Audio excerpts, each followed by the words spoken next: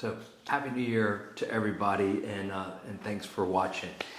We're going to be talking about what our thoughts are for 2024, and a good place to start, I think, is what happened in 2023. And what happened in 2023, in large part, was what happened in the last couple of months of 2023. So the stock market was doing reasonably well. The bond market yields for the Treasury market on the 10-year had gone all the way to 5%. All of a sudden, on October 20th, Jay Powell and the Fed indicate that they are in fact pausing interest rate hikes, and it was off to the races from there. Stock prices advanced dramatically, yields fall. Of course, they're inversely related to bond prices, and bonds had a huge rally. So are they right? And how much return have they potentially pulled forward from 2024?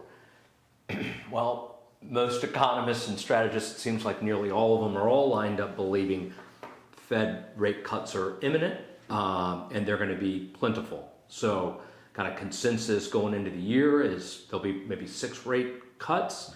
That'll keep the economy growing in this sort of Goldilocks, not too hot, not too cold kind of fashion. And we will, in fact, stick this soft landing that everybody believes is almost a certainty, it seems. Valuations going into this are pretty stretched and expensive. So the idea is, hey, but they're going to stay there or maybe even continue to get more expensive. And surely earnings are going to be fantastic, probably low double digit. And hey, bond yields will probably come in further. Meanwhile, you're clipping a good coupon for the first time in a while. So bond yields look good too.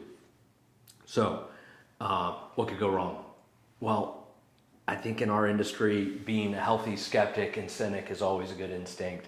And when everybody's lined up on one side of the boat, I think it's good to sort of check out the other. I think one thing is just investor psychology itself.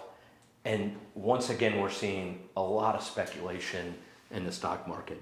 And that starts with a handful of very large tech companies that seem to be reaching stratospheric heights, which we'll talk more about later. But you can look across any number of things.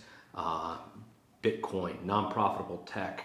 I mean, it's everywhere that you're seeing prices all of a sudden rebound. I think a good question to ask yourself is that kind of behavior and markets moving dramatically on a single statement made by a Fed chair our reality, or was 2022 a glimpse into what true finance and economics really look like? I'll say characterized by not cheap and abundant capital, but capital that's restrained and actually has a real cost. And so I would caution people to believe that this sort of speculative excitement and anticipation of all things to work out well is our sort of long-term reality. And instead I'd be focused on sort of what happened in 2022, which I think was the first time we'd seen something that looks more like a true economic and capital market history that we've seen over the last 100 or so years. So the quote that comes to my mind is one from John Templeton: "Bull markets are born on pessimism, grow on skepticism, mature on optimism, and die on euphoria." And what I think we had was sort of during COVID, when stock prices got extraordinarily expensive, you had euphoria, but it seems like we've fallen into complacency. And so our concern for a whole bunch of reasons is that risk remain to the downside. Of course, one of the beliefs that gets people excited is this notion I mentioned about the Fed cutting rates quickly and significantly. The market's been hoping this for some time. They actually thought rate cuts would start in 2023, mid-year. Didn't happen. But every time the Fed pushes it off, they just assume surely the next meeting they'll do it. And yet they don't. And I think the more the market gets disappointed in that regard, they're going to start coming around to the fact that the cost of capital and the availability of capital might be a little bit more challenging. I mean, 5.5% Fed funds rate, and you think about everything that's priced off of that, it's a lot harder to underwrite projects and expansion and make hires and everything. The other thing that I think is interesting, if you look at the dot plot, so FOMC members plot out where they think interest rates will be at the end of the year. And in this idea that they're going to sort of the Fed's going to roll over and dramatically cut rates. It just isn't at all what they're thinking. There's a range of opinion, of course. Interestingly, some members think it's going to stay at 5.5%. I'd say it tends to gravitate around 4.75%. If you think about inflation, let's just say they're able to get it down to something like 2 to 3%. You still have a really strongly positive real yield. That's called restrictive policy. And so, again, those things are there to sort of restrain economic growth and push against the ability for an economy to expand.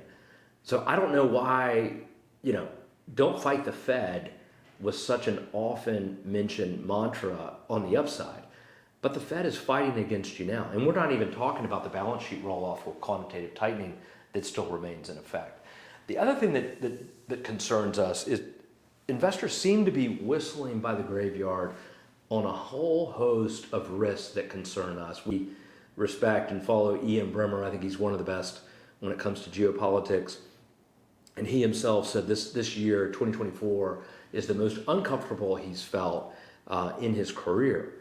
And interestingly, his greatest concern of all is what he calls the United States versus itself. And ordinarily an election year, it tends to be a pretty good year sort of in the presidential cycle for stock markets. But I think we can all agree that this presidential election, as it looks now, is going to be very unusual. And so Ian Bremmer and others feel like this could be the biggest test of our democracy really since the Civil War. And you could just think about not only the strife and conflict that would create internally, but what does that project externally to the world? The Middle East, who knows? Ian, the way he described it is, there's a lot of gunpowder over there. Whether or not it all gets used or not, who knows? But just the fact that we're sort of right on the brink, and different Iran-backed militias are attacking different U.S. positions. Gosh, it just, without too much happening, we could sort of find ourselves slipping further and further into conflict there.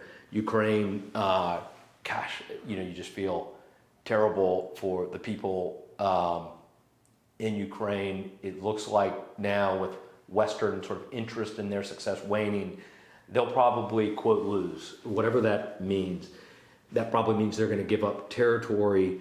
Certainly that's going to embolden Vladimir Putin to potentially do those types of things, perhaps in other geographies surrounding Russia. And then, of course, you got China. And, doesn't really sit well when you open the paper and our FBI director is talking about a new technology that they've created that could potentially shut down our internet, water systems, power grids, et cetera, while they invade Taiwan. Who knows whether or not they'll actually do that. But certainly that conflict that exists between the U.S. and China is very different than Pax Americana that we were used to in the post